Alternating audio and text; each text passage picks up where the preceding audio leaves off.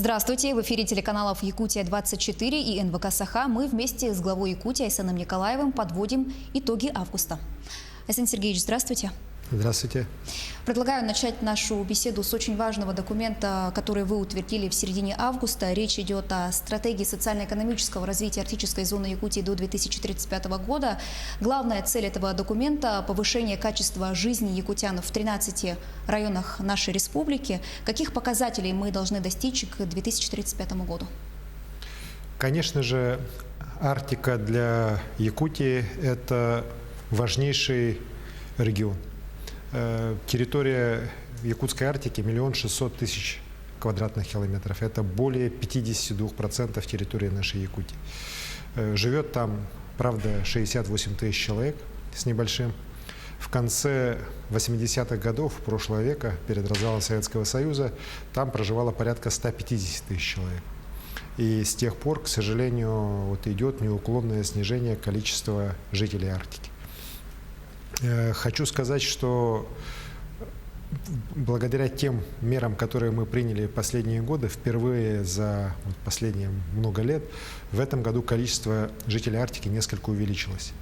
Это показатель того, что те меры социально-экономической поддержки населения, которые мы начали принимать, в том числе в прошлом году мы освободили от ряда налогов жителей арктической зоны, сейчас принимаются ряд таких серьезных документов на уровне российском по поддержке Арктики, они все-таки начинают играть роль. Но понимая, опять же, роль и значение Арктики именно для Якутии, мною было сформулировано предложение о подготовке стратегии развития арктической зоны Якутии. Мы ее готовили долго. Это, наверное, один из самых таких проработанных стратегических документов развития нашей республики. Почти 2 года с участием не только министерств и ведомств, как у нас, к сожалению, зачастую бывает, а с участием и депутатов, с участием самих органов местного самоуправления, с участием общественности, ассоциации коренных малочисленных народов Севера, с привлечением лучших научных сил и Якутии, и в целом России этот документ появился. Поэтому экспертное сообщество российское считает, что это один из лучших документов именно развития арктических территорий на уровне регионов Российской Федерации. Конечно же, наша главная задача, чтобы качество жизни людей в Арктике повышалось, причем темпами гораздо выше среднероссийских. Эту задачу сегодня ставит и президент нашей страны Владимир Владимирович Путин. Поэтому наша цель к 2024 году, чтобы уровень жизни людей в Арктике уже был сопоставим с уровнем среднероссийским. Но мы не хотим на этом останавливаться, мы хотим, чтобы уровень жизни там был все-таки выше среднероссийского. У нас сегодня, к сожалению, и показатели продолжительности жизни, и безработицы, и смертности. Так, в общем, все такие показатели, которые характеризуют качество жизни людей, они у нас по Арктике хуже, чем в среднем по республике. И эту тенденцию мы должны обязательно переломить. Конечно же, мы надеемся, что в этом вопросе нам будут помогать и компании промышленные, которые благодаря тем подходам, которые сегодня сформированы на уровне федерации, я уверен, придут в Арктику. Но это промышленное производство Арктики должно в первую очередь приносить пользу тем людям, которые там живут. Это и коренные малочисленные народы Севера, это и те народы, которые там живут уже столетиями. Те люди, которые сегодня туда переселяются, начинают работать. Именно их качество жизни должно в результате промышленного развития Арктики улучшиться. И поэтому как раз социальная инфраструктура, подходу к развитию транспортной инфраструктуры, к, скажем так, обеспечению жителей возможностью более высокой мобильности, то есть, грубо говоря, чтобы билеты были дешевле авиабилеты. Эти все задачи у нас сформулированы, и по ним мы будем работать. Есть проекты, которые мы будем продвигать и на федеральном уровне. Это, например, проект «Дети Арктики». Уверен, что этот проект будет поддержан и станет одним из основополагающих таких краеугольных камней в целом арктической программы Российской Федерации, которая в ближайшем будущем, я тоже уверен, появится. На совещании по вопросам социально-экономического развития Дальневосточного федерального округа, который также в середине августа проходил в Благовещенске, вы предложили премьер-министру России Михаилу Мишустину создать на Дальнем Востоке так называемые цифровые торы. Глава правительства поддержал вашу инициативу. Расскажите немного, что это за проект и что цифровые торы дадут резидентам.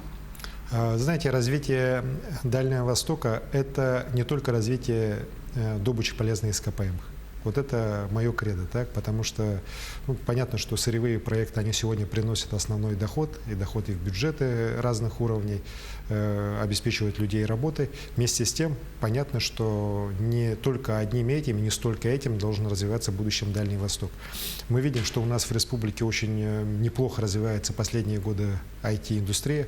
Мы безусловные лидеры Дальнего Востока. 80 с лишним процентов экспорта IT-услуг Дальнего Востока сегодня это Якутия. Это по меньшей мере порядка 2 миллиардов рублей по итогам прошлого года. В этом году мы уверены, что это будет еще больше.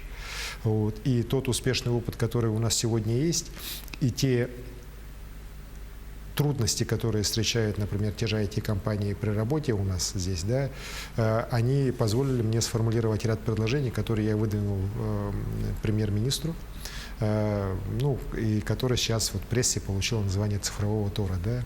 И это не сколько налоговые льготы, потому что налоговые льготы у нас сегодня в России, благодаря последним решениям президента страны, они абсолютно беспрецедентны. И так они одни из лучших в мире.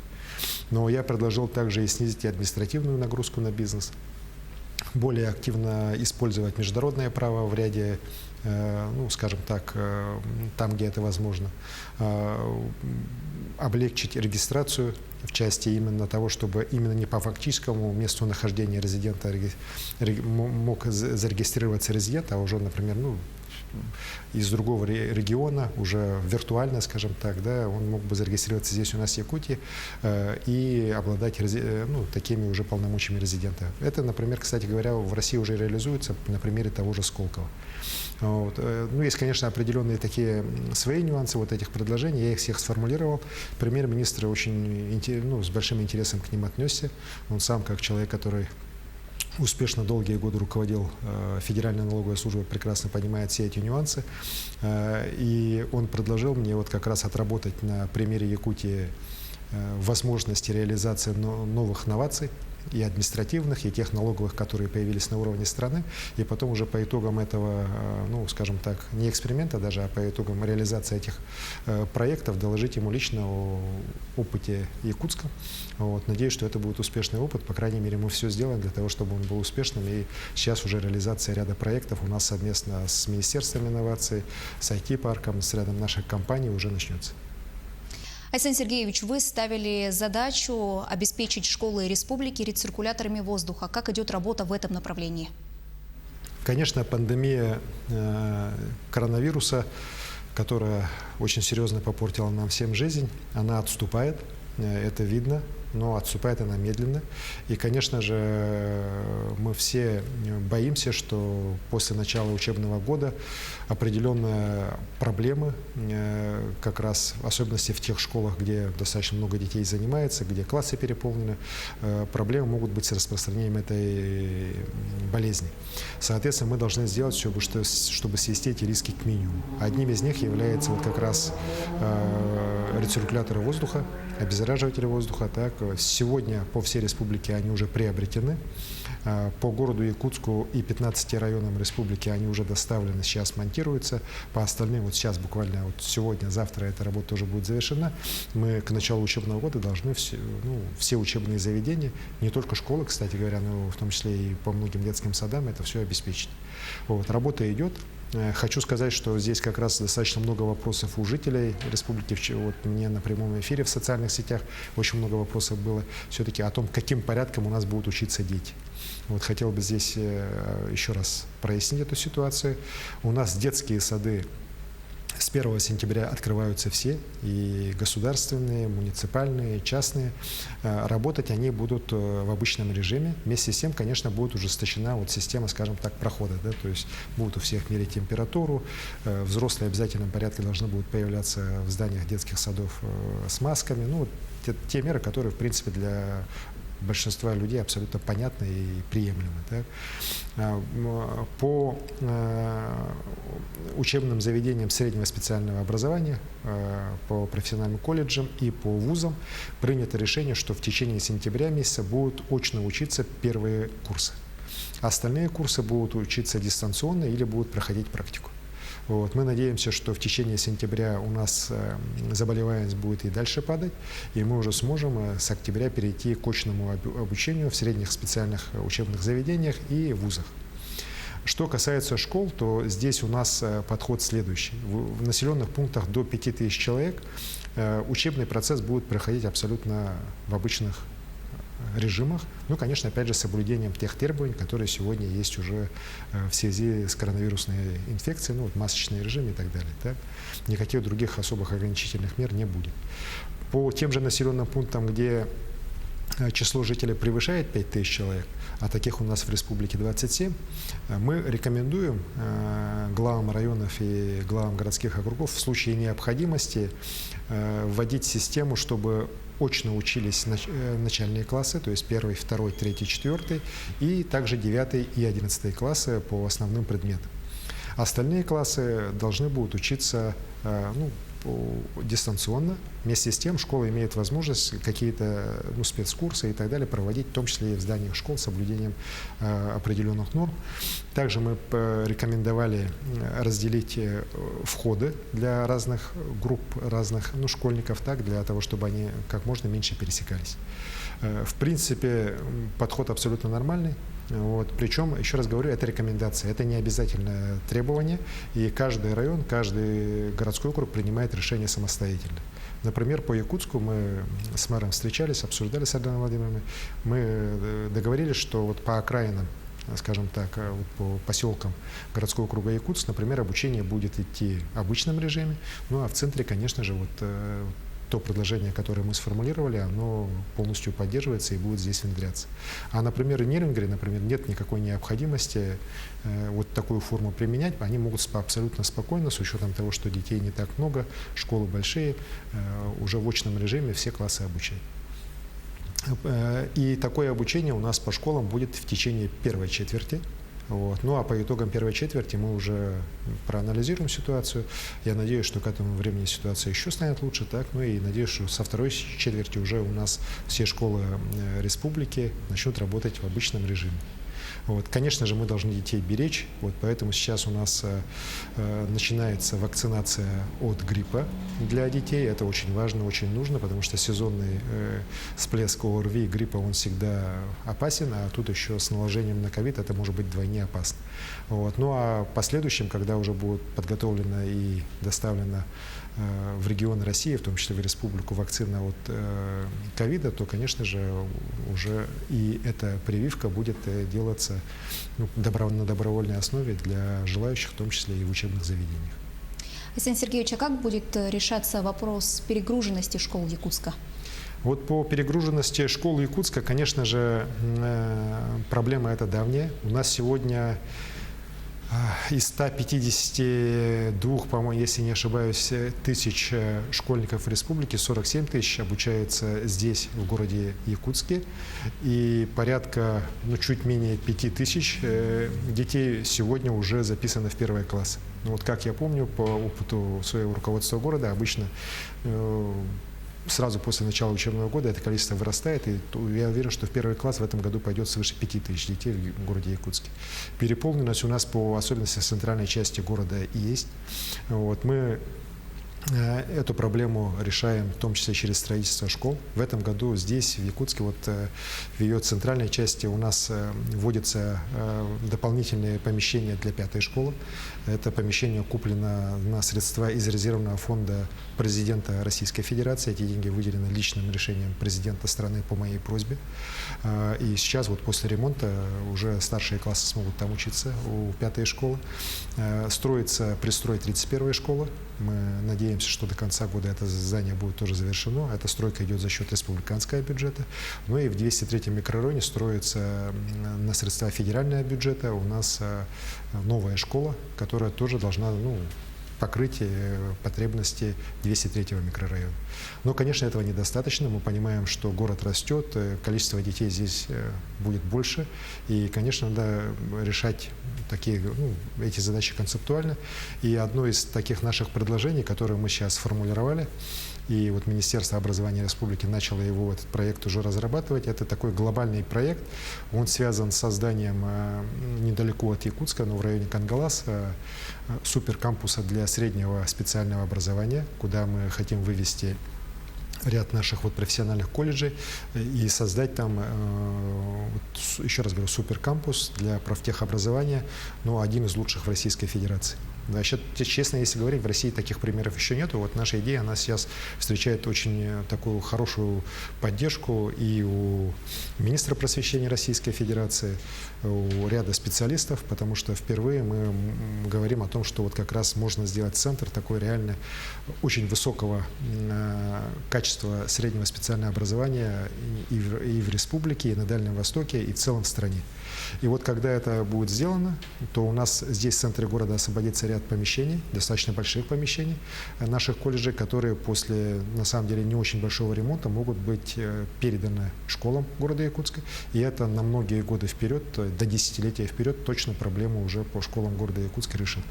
Вот. Проект на самом деле гигантский, он очень большой, капиталоемкий. Мы надеемся на поддержку здесь наших федеральных коллег. Мы проект начинаем разрабатывать и надеемся, что все-таки в ближайшие годы мы уже сможем приступить к его реализации и решению одной из таких острых проблем города Якутска – это переполненность центральных школ. С 20 августа отменен режим ЧС по пожарам в регионе. Вот насколько этот пожароопасный сезон был сложным по сравнению с предыдущими годами, и как вы оцениваете слаженность работы оперативных служб по ликвидации очагов в регионе? Вы знаете, конечно же, это был один из самых, если не самый сложный пожароопасный сезон в силу исключительно тяжелых природных условий, особенно в северной части нашей республики. Аномальная жара, о которой многие говорили на северах, тогда и на полюсе холода у нас было далеко, там за 40, так, и абсолютно засушливая погода весь июнь, июль, август, практически по всему северу, они привели к тому, что, конечно, пожары в ряде районов, в том же Среднеколымском, Момском, Абыйском, Верхоянском, Венно-Батантайском, они практически везде эти пожары были. Так? В некоторых из них оно, конечно, было очень серьезное. Хотел бы подчеркнуть здесь как раз Среднеколымский, Момский, Тампонский районы, где пожары реально угрожали населенным пунктам. И только благодаря мужеству наших пожарников, лесоохраны, Якутлесресурса, местного населения, подразделений МЧС нам удалось спасти наши населенные пункты в ряде наших районов. Очень, еще раз говорю, засушливая погода именно на северах привела к тому, что масштаб сгоревших, там даже не лесов, а сгоревших площадей, он достаточно большой. Конечно же, нам очень серьезно помогли решения, принятые на уровне президента страны по выделению дополнительного финансирования. Это помогло нам мобилизовать дополнительные силы и все-таки, еще раз говорю, ситуацию взять под контроль. Мы, еще раз говорю, самая наша главная задача была, чтобы не пострадали наши населенные пункты, она сегодня достигнута.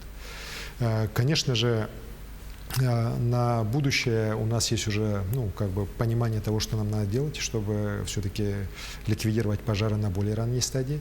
Хочу сказать, что в этом году мы как раз именно силами наших сил потушили пожары на площади практически более чем в 5 раз, чем в прошлом году. Если в прошлом году речь шла о 6-7 тысячах гектаров, то сейчас речь идет о территориях порядка 30-40 тысяч гектаров, на которых реально тушились пожары. И реально были потушены пожары. Так, в самой начальной стадии это как раз помогло, еще раз говорю, по ряду районов не допустить широкого распространения пожаров. Вместе с тем, конечно же, самая главная проблема, она, я уверен, должна решаться на федеральном уровне, это пересмотр методики для того, чтобы самые такие, лесистые и поэтому пожароопасные регионы, такие как Якутия и Красноярский край, все-таки получали финансирование на уровне хотя бы не ниже среднероссийского, или хотя бы даже дальневосточного. Так? Потому что мы сегодня получаем в разы меньше средств на 1 гектар, нежели другие субъекты. И, конечно, при наших огромных расстояниях это обязательно дает о себе отрицательный результат. Подходы здесь наши сформулированы. Еще раз говорю, в правительство Российской Федерации внесены, будем сейчас отрабатывать. Вот. Но еще раз говорю, что мы все-таки выстояли, и, конечно, благодаря в том числе и Федеральному резерву, из Ханты-Мансийского автономного округа, из Тюмени, которые были переброшены сюда и практически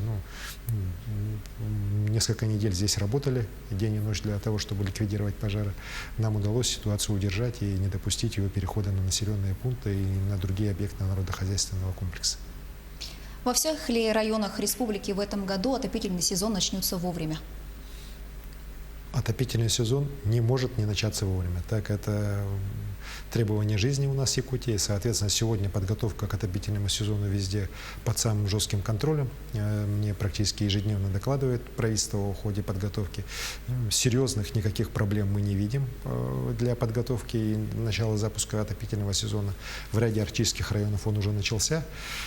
Конечно, у нас не самая лучшая ситуация по Анабарскому району, где вот в результате пожара на, скажем так, одном из складов топлива сгорело порядка 300 тонн топлива со скалах Итакса, но при этом остатки топлива позволяют продержаться, скажем так, району спокойно до начала зимника. Ну и просто наша задача, скажем так, обеспечить открытие зимника в установленные сроки, и доставить уже топливо из Юнхаи в Саскалах. Я уверен, что с этой задачей мы справимся, и никаких перебоев по Саскалаху не будет допущено. Более 200 километров дорожного полотна в этом году отремонтируют в Якутии, причем 180 километров – это региональные дороги, более 23 километров – это столичные дороги. Все ли идет по графику, есть где-нибудь серьезное отставание? Знаете, серьезных отставаний у нас нигде нет. Вот этот проект, национальный проект по безопасным качественным автомобильным дорогам, инициированный президентом нашей страны, это, конечно же, один из важнейших проектов для республики. Потому что качество дорог у нас, к сожалению, далеко не блестящее, так мягко скажем. И вот те же региональные дороги, благодаря той огромной помощи, которая оказана сейчас по решениям президента страны, нашей республики, мы достаточно активно начинаем строить наконец-то. Вот та же дорога Кобяй, которая строилась 30 лет практически, так, и казалось никогда не достроится, вот буквально за прошлый год и этот год мы ее достраиваем, и уже в октябре-ноябре круглогодичное движение от Кобяя до Якутска, оно будет уже обеспечено. Так. Это на самом деле для того, чтобы понять, что такое круглогодичная дорога для Кобяя, надо вот в Кобяй поехать, так, и с людьми поговорить. Я вот недавно летал туда, с людьми разговаривал, у людей просто счастье, так, огромное счастье, что вот мечта даже не десятилетняя, а может столетняя мечта, так, их сбывается, и реально они уже смогут в круглогодичном режиме ездить и иметь связь с большой землей, как они называют Якутск. И, конечно, это радует, и мы намерены и дальше работать и по другим дорогам, чтобы также активно продвигаться вперед и делать настоящие вот хорошие региональные дороги высокого качества. Что касается дорог города Якутска, то здесь, конечно, было определенное отставание, в силу там и организационных каких-то моментов, и не очень хорошей работы ряда подрядчиков. Но вот сейчас, благодаря усилиям и правительства, и администрации города, на мой взгляд, ситуация выправляется. Мэр города мне регулярно докладывает о ходе работы, и, в принципе, уверенность у них по большинству объектов есть. Полное, что установленные сроки с высоким качеством работы будут сделаны. Но, к сожалению, там у одного из подрядчиков есть вопросы, связанные с плохой организацией работы, тут скрывать тоже не надо. Я очень надеюсь, что все-таки администрация, жесткий контроль со стороны мэра города позволит ситуацию выправить, и в установленные сроки эта работа будет сделана. Айсен Сергеевич, недавно вы с рабочим визитом были в Чурапчинском районе. Расскажите, как там идет кормозаготовительная кампания и какие проблемы есть в районе? Вы знаете, у нас заготовка сена – это, конечно же, важнейшая тоже одна из таких традиционных летних наших кампаний. В ходе нее мы обеспечиваем сеном все наше сельское хозяйство до весны. Здесь надо сказать, что в заречной группе районов, вот как раз из-за этой засушливой погоды, которая в целом характерна для всей республики, в этом году у нас серьезные проблемы. Одна из самых серьезных проблем была по Чарапчинскому улусу, где давались на самом деле самые пессимистические прогнозы где-то до середины июля. Но все-таки благодаря очень правильной организации работ на месте, здесь бы я хотел выделить особо главу района Наговицына Андрея Тимофеевича, и благодаря хорошей работе Минсельхоза, который тоже вовремя выделил дополнительные средства на организацию работ мобильных бригад для тех районов, которые пострадали от засухи, была организована работа на дальних сенокосных угодьях, вплоть до выезда в другие районы. И сегодня я вижу, что в принципе район справляется с задачей. Исполнение будет порядка не менее 86-87%, а может быть даже под 90% по заготовке сена. Это уже вполне нормальная такая цифра. Порядка 3000, может быть, надо будет закупать за пределами района, но и здесь у нас уже есть районы, которые уже перевыполнили свои планы и готовы поставку сена обеспечивать. А субсидирование транспортных расходов у нас традиционно Минсельхоз в этих случаях берет на себя. Поэтому ни один район, ни Чарапчинский, ни другие районы, которые пострадали от засухи, они, я уверен, не будут себя чувствовать ущемленными. Наша задача максимально сохранить поголовье. Тем более со следующего года мы намерены запустить новую систему субсидирования молока, заготовки молока, которая я в районах достаточно часто бываю, с людьми разговариваю, которые реально занимаются сельским хозяйством, которые, как это говорят, работают на земле. Вы знаете, у них практически у всех 100% поддержка новых подходов. Когда мы будем личные подсобные хозяйства на дойную голову давать 35 тысяч рублей, и организованные хозяйства смогут сдавать молоко по 50 рублей за литр. Конечно, есть различные там нюансы, которые на местах мы обсуждаем. Сейчас как раз готовятся изменения в закон республики. И здесь те предложения, которые от людей на местах поступают, мы очень внимательно рассматриваем, многие из них принимаются. Наша еще, в том числе, одна из главных задач, все-таки реально полномочия по ведению сельского хозяйства передать на уровень нашего местного самоуправления, чтобы они на самом деле ближе к земле, они понимают свои проблемы, и, конечно, гораздо лучше эти проблемы решать на месте, нежели чем ждать пока Минсельхоз из Якутска соизволит какие-то решения принимать. Поэтому я всегда за то, чтобы люди на местах сами брали на себя ответственность, сами решали свои задачи при поддержке правительства. И, соответственно, такие полномочия им будут уже со следующего года передаваться. Айсен Сергеевич, большое спасибо. Спасибо. Итоги августа мы подвели с главой Якутии Айсеном Николаевым. Оставайтесь с нами.